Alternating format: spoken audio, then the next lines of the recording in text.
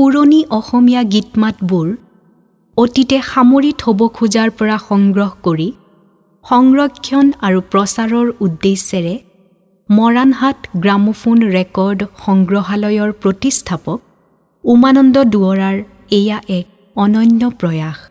1924 চনতে প্ৰফুল্ল চন্দ্ৰ বৰুৱাৰ কণ্ঠত প্ৰথম অসমীয়া গীতৰ গ্ৰামোফোন ৰেকৰ্ডৰ ফুলো ফুলিলে জোনাই হাঁহিলে বাঁহীয়ে ধৰিলে টান আৰু হৃদয় বিদৰি উঠে শতবেদনা দুয়োটি গীতকে ধৰি গোপাল চন্দ্ৰ শৰ্মা, নিৰ্মল মজুমদাৰ, শ্ৰীমান চাৰু বৰদলৈ, তাৰিকুদ্দিন আহমেদ আৰু প্ৰেমানন্দ বৰুৱাৰ কণ্ঠত 1924 চনৰ পৰা 1948 চনৰ ভিতৰৰ গ্ৰামোফোন ৰেকৰ্ডত বাণীবদ্ধ 8টি গীত পুনৰ দীপালিমা দুৱৰা চলিহাৰ কণ্ঠত ৰাইজলৈ আগবঢ়াইছে মৰাণহাট গ্ৰামোফোন ৰেকৰ্ড সংগ্ৰহালয়ে।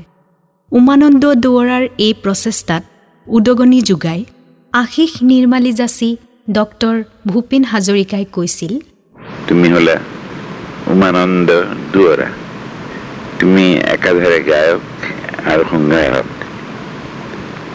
তুমি সংগ্ৰাহকো যেতিয়া বহুতো সুন্দৰ সুন্দৰ বস্তু গোটাইছা,